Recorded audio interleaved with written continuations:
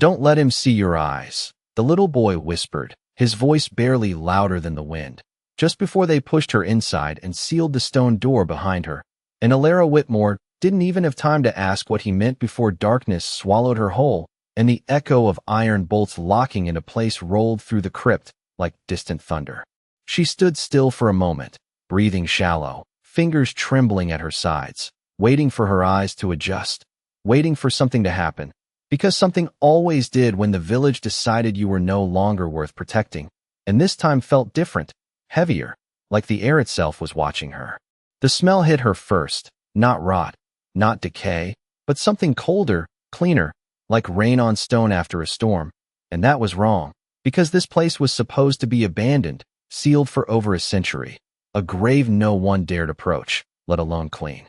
Her boots scraped softly against the ground as she took a step forward, then another, the faint crunch echoing farther than it should have, as if the space stretched beyond what her eyes could see. And when she finally lifted the lantern they'd given her, its weak flame flickered against walls that were too smooth, too untouched, like no dust had settled here in years. "This isn't a crypt," she whispered, the words catching in her throat as she moved deeper, her heart beginning to pound faster with every step, because graves didn't look like this, didn't feel like this, didn't hum with something quiet and alive beneath the silence. Then she saw it, a cloak draped over a stone chair, dark fabric that hadn't gathered a single speck of dust, as if someone had just taken it off moments ago, and beside it, a silver cup resting on a narrow table, a thin trail of condensation still clinging to its side like it hadn't been empty for long. Alara stopped, completely still. The air shifted. Not much, just enough, like something had noticed her noticing. She turned slowly, her breath catching, eyes scanning the shadows behind her, the lantern trembling now in her grip. But there was nothing, just empty stone and darkness stretching endlessly back toward the sealed door. "You're not alone," she said quietly, not even sure why she spoke, not even sure who she was speaking to, but the silence that followed felt attentive, like it was listening. She swallowed hard and forced herself forward, because turning back wasn't an option. It never had been, not for someone like her, not for the girl they called cursed, the one they sent away whenever something needed to be sacrificed.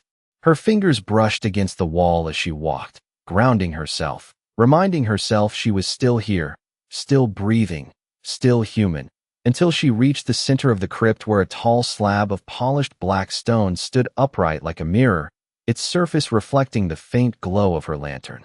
She stepped closer without thinking, drawn to it, her reflection staring back at her, pale, tired, but still hers, and for a moment, everything was quiet again. Too quiet. Then her reflection blinked. Not her. The reflection. Alara's breath hitched as she froze, eyes locking onto the glassy surface, and slowly, behind her reflection, something moved. A shape. A figure. Tall. Still. Watching. It had been there the entire time. She didn't turn. She didn't scream. Her fingers tightened around the lantern as her heart pounded so loudly she was sure it could hear it. But instead of running, instead of collapsing under the weight of fear like she always had before, she whispered, barely audible, "You've been alone, haven't you?" And the air, the ancient, silent air of that place, shifted in a way that made the flame flicker and the darkness breathe, as if for the first time in a very long time, something inside the crypt had just awakened. The figure behind her reflection did not move closer, did not lunge, did not speak, and somehow that was worse, because the stillness felt deliberate, controlled, as if whatever stood there had no need to rush, no need to prove anything. And Alara felt it then, not fear in the way she had known it before, but something deeper, something that pressed against her chest and slowed her breathing until even the smallest movement felt like a decision that could not be taken back. She swallowed and forced herself to remain where she was, her eyes still fixed on the dark mirror, because the moment she turned around, everything would become real, and as long as she looked at the reflection, there was still a thin thread of distance between her and whatever watched her. "You can step forward," she said quietly, her voice steadier than she felt, the lantern in her hand flickering as if it too was waiting for a response. But the figure did not obey, did not shift, did not even breathe, and yet she knew it was there, knew it was watching every inch of her with a focus that felt ancient. Seconds stretched, long and heavy, until finally she exhaled and turned. Slowly, carefully, as if the air itself might break. The crypt did not change. The stone walls remained still. The shadows stayed where they were. There was no one behind her. Alara blinked, her heartbeat stuttering as she glanced back at the mirror, and for a brief, impossible moment, the reflection lagged behind her movement by just a fraction, just enough for her to realize that whatever she had seen had not been a trick of the light. "You are still here," she whispered, her voice softer now, almost certain, and that was when the temperature dropped, not sharply, not violently, but gradually, like the slow fading of warmth at the end of a long day, until the air carried a quiet chill that settled into her bones. A sound followed, faint at first, like fabric brushing against stone, then clearer, measured footsteps that did not echo the way hers did, as if the crypt itself refused to repeat them. Alara did not step back. She did not run. Instead, she lowered the lantern slightly, her fingers tightening around the handle as the footsteps stopped somewhere just beyond the edge of the light. "Why did they send you here?" a voice asked, low and even, each word precise, controlled, and impossibly calm, yet carrying a weight that made the air feel heavier with every syllable. Alara's breath caught. The voice did not sound angry. It did not sound curious. It sounded certain, like it already knew the answer and was simply waiting for her to confirm it. "Because no one else would come," she said after a moment, her honesty surprising even herself, "because there was no point in pretending here, not in a place like this, not in front of something that could stand unseen in its own reflection." Silence followed again, longer this time, and then another step, closer now, just at the edge of the lantern's reach, where darkness began to thin into shape. She could not see his face, not yet, but she could feel his presence, steady and unwavering, like a force that did not need to move to prove it existed. "And yet you walked forward," the voice said, softer now, almost thoughtful, and for the first time, Alara felt something shift, not in the crypt, not in the air, but in him, something small, something restrained, like the beginning of interest. She lifted her chin slightly, her fear still there, but no longer in control, and answered in the only way that made sense to her. "I did not have anywhere else to go." The silence that followed was different, no longer empty, no longer distant, but full, like a breath being held. And then, slowly, the figure stepped into the light, and Alara saw him for the first time, pale features sharp against the dim glow, eyes that did not reflect the lantern the way they should, but instead held their own quiet light, ancient and unreadable, fixed entirely on her, as if she were the only thing in the world worth seeing. And for a moment that felt far too long, neither of them moved, neither of them spoke, until he tilted his head ever so slightly and said, almost to himself, "You are not afraid of me." And Alara, despite everything, despite the cold, despite the silence, despite the way her heart still pounded against her ribs, answered with a quiet truth that surprised them both. "I think you are more alone than dangerous." Lucy and Voss did not react the way any story had ever prepared her for. There was no anger, no sudden movement, no flash of fangs or threat, only a stillness that deepened, as if her words had reached somewhere far beneath the surface of something he had not allowed to move in a very long time. And for a moment, the silence between them became heavier, charged with something unspoken that neither of them fully understood. His gaze remained fixed on her, unblinking, studying not her fear, not her weakness, but something else entirely, something that made the air feel sharper, more aware, as if the crypt itself had begun to listen more closely. "You speak as though you know what I am," he said finally, his voice low and even, but there was a shift in it now, a faint edge of curiosity threading through the calm, subtle but undeniable, like the first crack in ice that had held for centuries. Alara tightened her grip on the lantern, the warmth of its handle grounding her as she met his gaze, even though every instinct whispered that she should look away, that she should lower her eyes the way everyone in the village always did when facing something powerful, something dangerous, but she did not. "I know what they say," she answered, her voice steady, though her heart still raced beneath her ribs, "that you are a monster, that this place is a tomb, that anyone who comes here does not leave.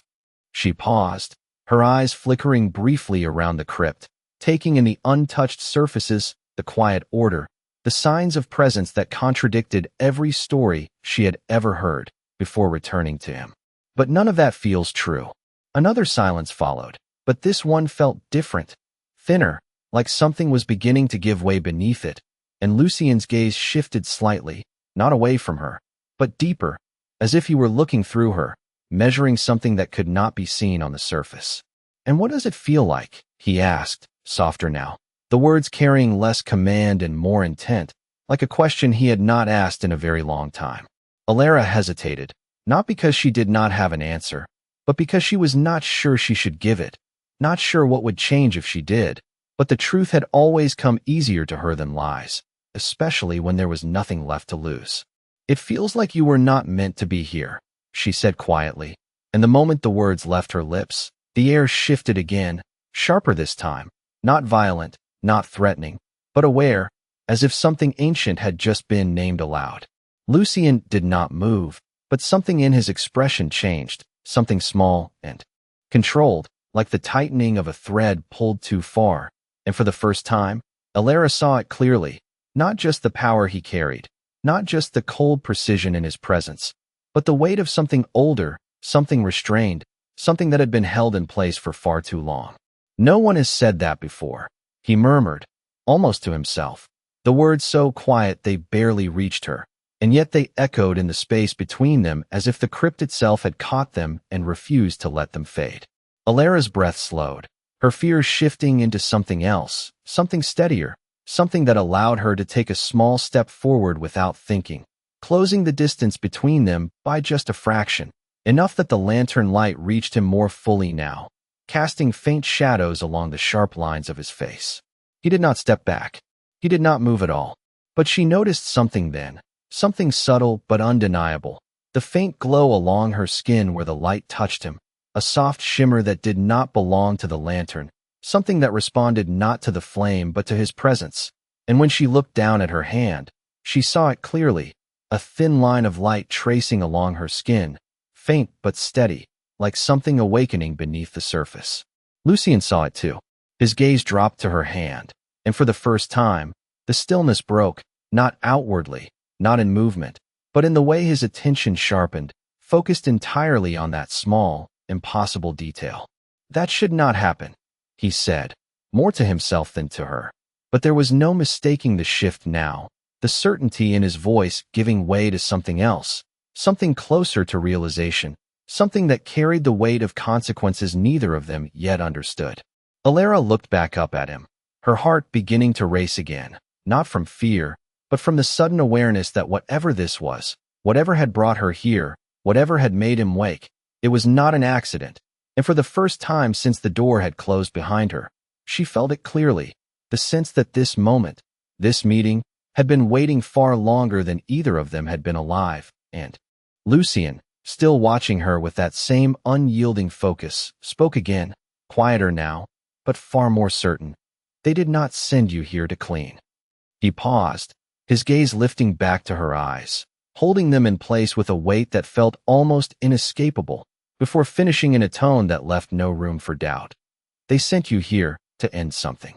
Alara's breath caught at his words, not because of the implication, but because of the certainty behind them, the way he spoke as if this moment had been written long before either of them had stepped into it, and for a brief second, she felt something tighten in her chest, something that was not fear, but the realization that whatever had brought her here was far bigger than a simple task, far beyond the quiet cruelty of a village that no longer wanted her.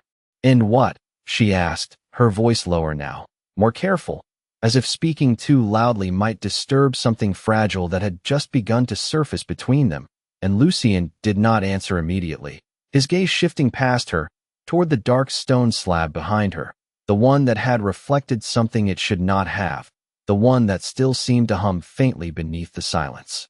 "This place is not a tomb," he said at last, his voice carrying a different weight now, less distant, more grounded, as if he were no longer speaking from above her, but from within the same space, bound by the same unseen rules. "It is a prison." The words settled into the air between them, heavy and undeniable, and Alara turned slightly, her eyes moving back to the slab, her reflection staring at her once more, still and unchanged. And yet she could not shake the feeling that it was not simply reflecting her, that it was holding something deeper, something that had been waiting. "You are trapped here," she said quietly, more statement than question, and when she looked back at him, she saw the truth of it in the way he did not deny it, in the way his stillness carried something sharper now, something restrained. "I was placed here," he corrected, his tone calm but precise, and there was something in that distinction that mattered, something that spoke of intention rather than accident, of design rather than fate. Alara's mind raced, trying to piece together fragments of stories she had heard as a child, half whispers about ancient beings, about power sealed away for the safety of those above, but none of those stories had ever felt real until now, until she stood here, facing the proof of them. "And I am supposed to end that," she said slowly, her gaze dropping briefly to her hand where the faint light still lingered beneath her skin, soft but steady, as if it had always been there, waiting to be seen. Lucian followed her gaze, his expression unreadable, but his focus unwavering. "You are the first to enter this place and remain standing," he said, his voice quieter now, but carrying a weight that made the words feel heavier than before. "The first whose presence did not fade into silence before the door was sealed." Alara felt a chill run through her, not from the cold, but from the implication, from the quiet confirmation of what she had already begun to suspect, that the village had not simply sent her here out of spite or neglect, but with purpose, with knowledge of what might happen, or worse, with hope that it would. "They knew," she whispered, more to herself than to him, and the realization settled heavily in her chest, not as anger, but as something deeper, something that had long been waiting to be named. Lucian did not respond to that, but the air shifted again, a subtle change that drew Alara's attention back to the stone slab as a faint line of light began to trace itself along its surface, mirroring the glow beneath her skin, faint at first, then stronger, like two separate things recognizing each other across a distance that had finally been bridged. She stepped closer without thinking, drawn toward it, her breath slowing as the light responded, growing brighter with each step, and behind her, Lucian remained still, watching, not interfering, not stopping her, but not looking away either, as if this moment, whatever it was, mattered in a way that could not be undone. "Do not rush," he said quietly, not as a command, but as a warning, and Alara paused, her hand hovering just inches from the surface of the stone, the faint glow now pulsing softly in time with something she could not quite hear, something deeper than sound. "What happens if I touch it?" she asked, her voice barely above a whisper, and for the first time, Lucian hesitated, the silence that followed longer than any before it, heavier, filled with something that felt almost like uncertainty. "That," he said slowly, his gaze fixed on her hand, "is what no one has lived long enough to answer." The words settled between them, quiet but undeniable, and Alara stood there, caught between the unknown and the pull of something that felt like it had been waiting for her long before she had ever stepped into this place, her fingers trembling slightly as the light beneath her skin brightened, responding to something just beyond her reach, and in that moment, she realized that whatever choice she made next would not only change her fate, but his as well, and perhaps something far older than both of them combined. Alara's fingers hovered just inches from the surface, the faint glow beneath her skin now pulsing stronger, brighter, as if something on the other side of the stone was reaching back, recognizing her in a way she could not explain, and her breath slowed without her meaning it to, matching the quiet rhythm of the light until it felt less like her own and more like something shared. "It is reacting to you," Lucian said, his voice lower now, not distant, not detached, but focused in a way that made every word feel deliberate, and when she glanced back at him, she saw something new in his expression, not fear, not exactly, but caution, the kind that came from knowing too much rather than too little. "Or I am reacting to it," she whispered, her voice barely steady, because the closer her hand moved, the stronger the pull became, not physical, not something she could resist with strength, but something deeper, something that felt like memory without memory, like a door she had never seen, but somehow knew how to open. The light along the stone's surface brightened in response, thin lines tracing across it in patterns that seemed almost alive, shifting and aligning into symbols she could not read but somehow understood. And the air grew heavier with each passing second, as if the crypt itself was holding its breath. "Alara," Lucian said, her name spoken for the first time in his voice, and the way he said it made her pause, just for a moment, just enough to feel the weight behind it, the awareness that he was not calling to stop her, but to make sure she understood what came next. "Once you begin, it will not remain unchanged." She swallowed, her eyes flickering between the glowing stone and the pale stillness of him, and for a brief second, doubt crept in, not fear of what might happen to her, but uncertainty about what it might do to him, to whatever bound him here, to whatever had held for so long without breaking. "Do you want it to end?" she asked softly, the question slipping out before she could stop it. And for the first time, Lucian did not answer immediately, his gaze shifting away from her, not far, just enough to suggest that the answer was not simple, not something he had allowed himself to consider in a very long time. "Wanting is not the same as choosing," he said finally, his voice quieter now, almost distant, and that was all she needed to hear. Alara turned back to the stone, her breath steadying as she let the hesitation fall away, because she had never been given choices before, not real ones, not ones that mattered.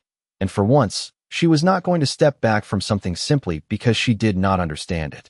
Her fingers moved forward, slowly, deliberately, and the moment her skin touched the surface, everything changed. The light surged, not violently, but fully, completely, spreading outward from the point of contact in smooth, flowing patterns that wrapped across the stone and into the air itself, filling the space with a soft, radiant glow that pushed back the shadows without destroying them. Alara gasped softly, not from pain, not from fear, but from the sudden clarity that flooded through her, images she did not recognize, voices she had never heard, all moving through her mind like distant echoes, not overwhelming, not consuming, but present, undeniable. She staggered slightly, her free hand pressing against the stone to steady herself as the glow beneath her skin deepened, becoming something more defined, more certain, as if it had finally found its place. Behind her, Lucian stepped forward for the first time, not fast, not sudden, but drawn, his presence shifting closer to her, the air between them tightening, as if something unseen had begun to connect them in a way neither of them could break. "That mark," he said, his voice no longer distant, no longer controlled in the same way, but edged with something that felt dangerously close to realization. "It is not unlocking the prison." Alara turned her head slightly, her breath uneven now as the light continued to pulse around her hand, the stone warm beneath her touch in a way that should not have been possible. "Then what is it doing?" she asked, her voice barely steady, and Lucian's answer came after only a fraction of a second, quiet but absolute, carrying a weight that settled deep into the space between them and refused to move. "It is binding you to it," he said, his gaze lifting to meet hers fully, unwavering. "To me." The words settled between them like something that had always been true but had never been spoken aloud, and Alara felt it immediately, not as a thought, not as a realization, but as a shift inside her chest, a quiet pull that had not been there before, steady and undeniable, as if a thread had been tied somewhere deep within her and now extended outward toward him. She pulled her hand back instinctively, her breath catching as the light followed, not fading, not disappearing, but lingering along her skin in a soft glow that refused to be ignored. "That was not supposed to happen," she said, her voice barely steady, though something inside her already knew that it was not a mistake, that nothing about this moment had been accidental. Lucian did not step closer this time, but his presence felt nearer, heavier, as if the distance between them no longer mattered in the same way. "No," he agreed quietly, his gaze fixed on her hand, on the faint mark that had begun to form beneath the light, delicate lines tracing themselves into a pattern neither of them had seen before, and yet both understood carried meaning. Alara looked down her, heart racing as the glow slowly settled into something more defined, a symbol that seemed to pulse once, twice, before becoming still, as if it had found its place and no longer needed to search. "What does it mean?" she asked, her voice softer now, not from fear, but from the weight of knowing that whatever answer came next would not be simple, would not be something she could step away from.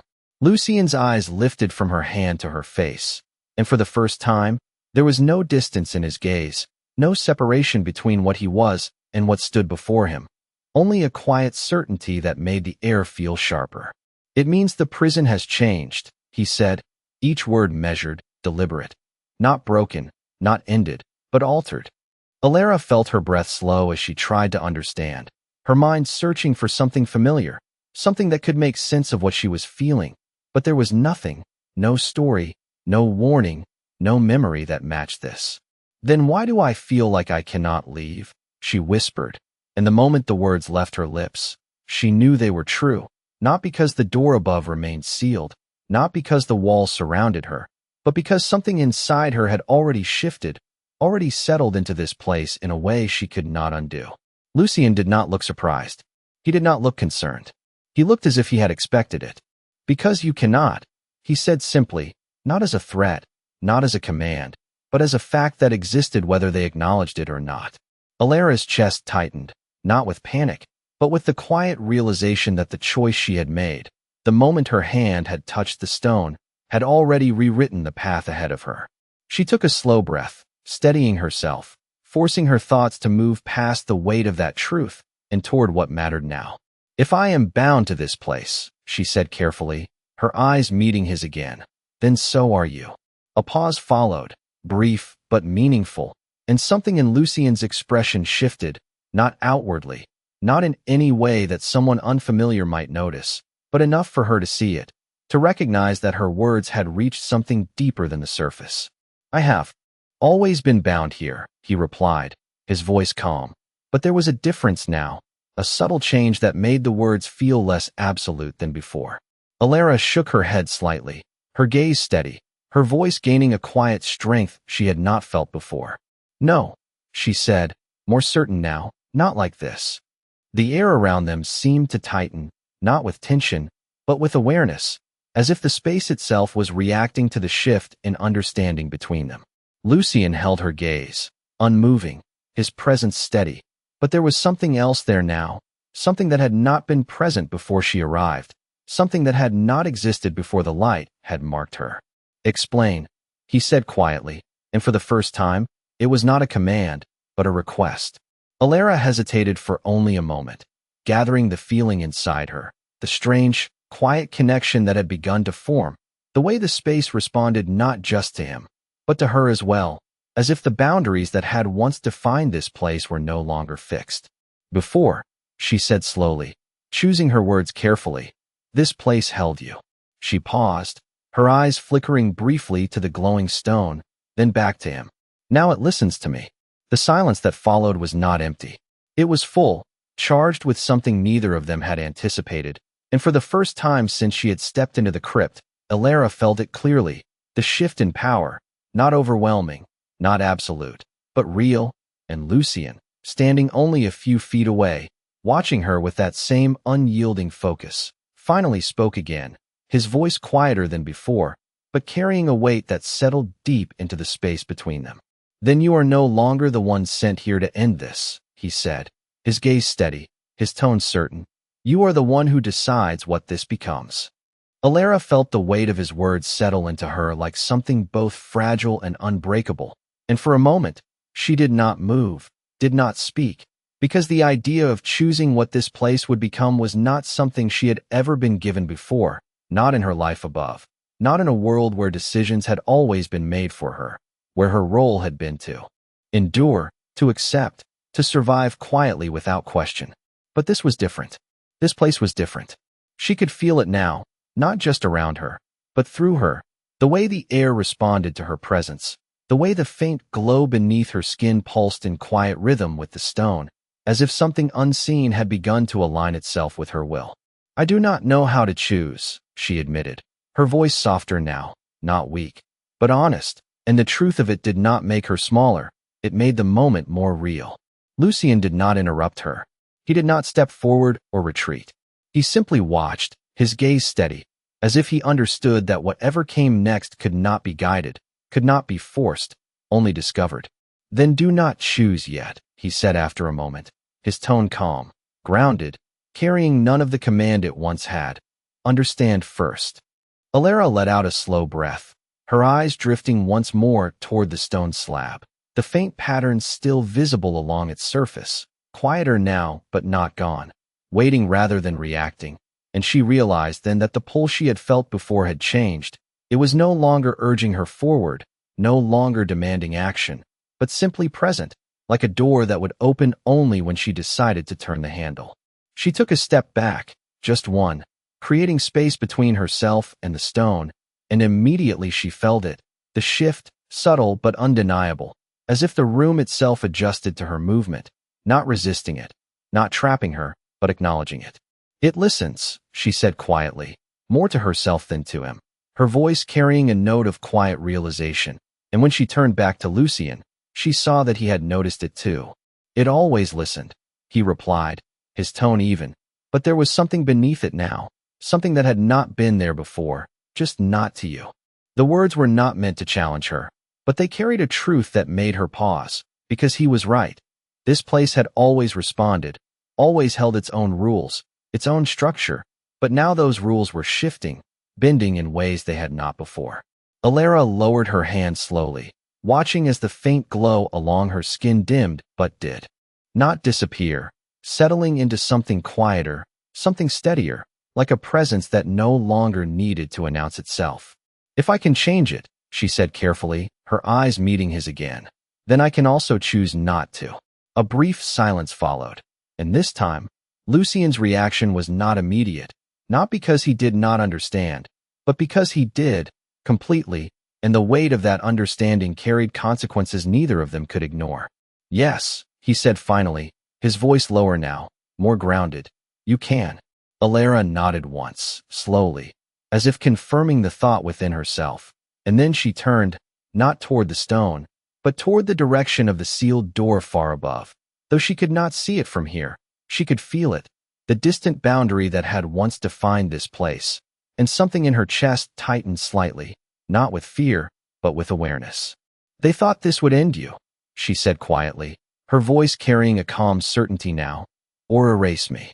She paused, her gaze steady, her posture no longer uncertain, but grounded in a way it had never been before. But it did neither. The air shifted again, not sharply, not dramatically, but with a quiet acknowledgement that something fundamental had changed, something that could not be undone. Lucien stepped closer then, just enough for the distance between them to narrow without closing completely, his presence no longer distant or untouchable, but real, grounded in the same space she now stood in. No, he agreed, his voice steady, his gaze unwavering. It created something else. Alara felt the truth of that settle into her, not as a question, not as something uncertain, but as something already in motion, something already shaping itself around them both. And for the first time, she did not feel like the one sent here to be sacrificed. She felt like the one who had stepped into something unfinished, something waiting, something that now required her not to survive it, but to define it. And somewhere above them, far beyond the stone and silence, something shifted faintly, like a distant echo of movement, subtle but real, a reminder that whatever had been said in motion below would not remain hidden forever, and when Alara felt it, she did not look afraid, she looked ready. The faint shift she felt from above did not fade this time. It lingered, subtle but persistent, like something pressing against the edges of the world above them, and Alara's gaze lifted instinctively even though she could not see through layers of stone, because the connection she felt now was no longer confined to the crypt. It stretched upward, outward, touching something beyond this place in a way she did not yet understand. They know, she said quietly, the realization settling into her voice without hesitation, and the moment she spoke it, the air responded, a faint ripple moving through the space, as if the crypt itself acknowledged the truth of it. Lucien's expression did not change, but his attention sharpened, his presence shifting in a way that made the space feel more defined, more focused. They would feel it, he said, his tone calm, but there was something beneath it now, something deliberate. Anything that alters the binding does not go unnoticed. Alara lowered her gaze slowly, her thoughts moving quickly now, no longer scattered, no longer uncertain, but aligning with the same quiet clarity she had felt the moment she touched the stone. Then they did not send me here just to remove you, she continued, her voice steady. They sent me here to see what would happen. A brief silence followed, and Lucien did not deny it. He did not confirm it either. But the absence of contradiction was answer enough.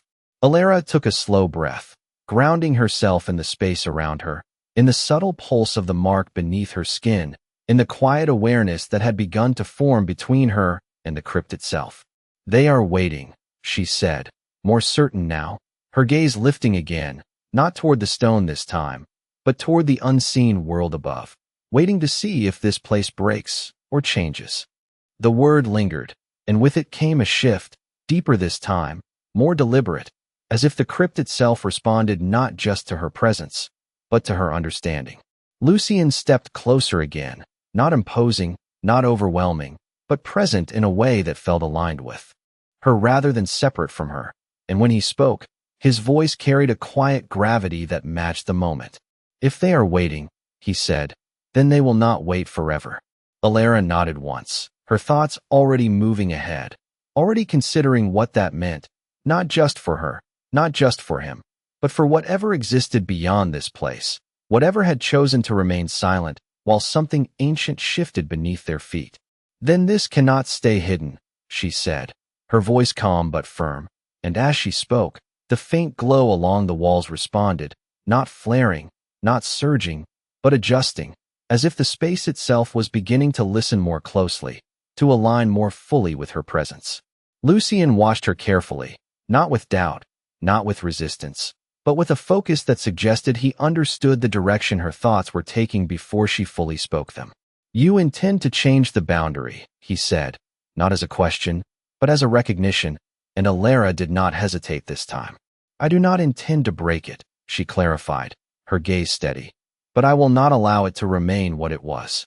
The air grew still again, not tense, not uncertain, but poised, as if something had reached a point where it could no longer remain unchanged, where whatever came next would define more than just the space they stood in. Lucien's eyes held hers, and for a moment, neither of them spoke, because the weight of what she had just said did not need explanation, it did not need justification, it simply existed, clear and undeniable. Then, quietly, he nodded once, not in agreement, not in submission, but in acknowledgement, and when he spoke again, his voice carried something that had not been there before, something closer to trust than distance. Then you will need to see it, he said, and before she could ask what he meant, he turned slightly, his gaze shifting toward the far end of the crypt where the shadows had remained untouched until now. Alara followed his gaze, her breath slowing as the darkness there began to shift, not retreating, not dissolving, but opening, revealing a narrow passage she had not seen before, its edges faintly illuminated by the same soft glow that now traced along her skin. That was not there before, she whispered, and Lucien's response came without hesitation, quiet and certain. It was, he said, you simply could not reach it. Alara felt something settle into place within her, the final confirmation that what she had sensed was real, that the boundaries of this place were no longer fixed, that the path ahead was not something she had to find, but something that would reveal itself as she moved forward.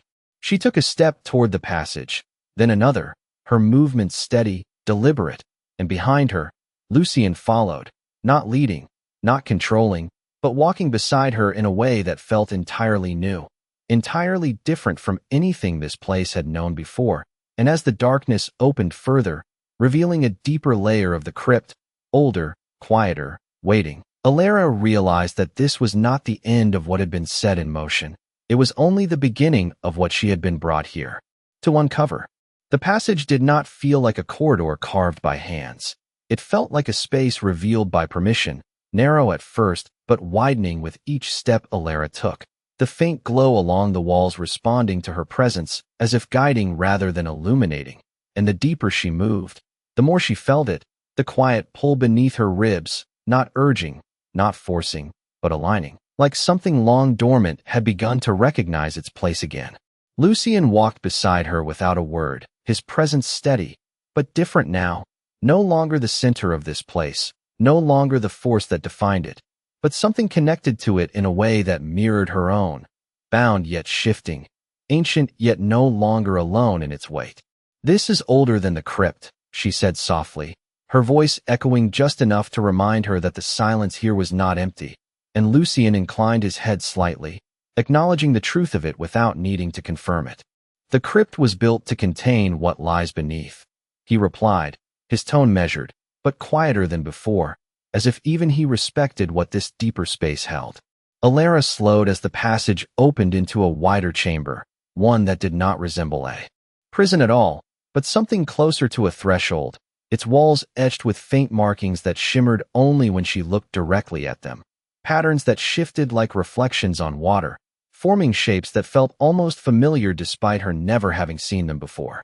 At the center stood a structure unlike the stone slab above, not smooth, not reflective, but layered, like rings of time pressed together, each surface holding a different faint glow, as if it carried multiple moments within it all at once. She stepped closer, her breath steady, her hand lowering instinctively as the mark beneath her skin responded again, not brighter, but deeper, more present, like a quiet voice finally being heard clearly. "This is the core," Lucien said, his voice softer now, not distant, not commanding, but careful, as if speaking too loudly might disturb something fragile that had waited too long to be found. Alara did not look back at him this time. She kept her eyes on the structure, on the way the light within it seemed to shift as she moved, aligning with her position, responding not just to her presence, but to her awareness. "It is not holding you," she said slowly, her thoughts forming as she spoke them. "It is holding a choice." The words settled into the chamber, and for a moment, nothing moved, nothing changed, and then the structure responded, not with light, not with sound, but with a subtle shift in the air, as if something deep within it had recognized the truth of what she had said. Lucien did not interrupt. He did not correct her. He simply watched, his gaze steady, as if he understood that this moment was no longer his to define. Alara took one final step forward, close enough now that she could feel the faint warmth radiating from the structure, not heat, but presence, something alive in a way that defied explanation, and she realized then that this was what had been waiting, not her specifically, not by name, but for someone who could see it not as a prison, not as a weapon, but as something unfinished. She lifted her hand slowly, the mark along her skin responding in quiet rhythm, and paused just before touching it, her breath steady, her thoughts clear in a way they had never been before. "If I choose," she said softly, her voice carrying a calm certainty that had not existed when she first entered this place, "then it will not just change this space." She turned her head slightly, just enough to meet Lucien's gaze, and for the first time, there was no distance between them at all, no separation of power or role, only a shared awareness of what stood before them. "It will change what they believe this place is," she finished, and Lucien held her gaze, his expression unreadable, but his presence steady, grounded in the same truth she now carried. "Then choose carefully," he said quietly, not as a warning, not as a command, but as something deeper, something that acknowledged both the risk and the possibility in equal measure. Alara nodded once, slowly, her focus returning to the structure as the faint glow beneath her skin deepened once more, not pulling her forward, not forcing her hand, but waiting, patient and unwavering. And for a moment that stretched just long enough to matter, she stood there between what had been and what could become, understanding fully that this was not the end of a story, but the point where it truly began. And as her fingers finally moved the last inch forward, the chamber itself seemed to hold its breath, as if even time had paused to see what she would decide.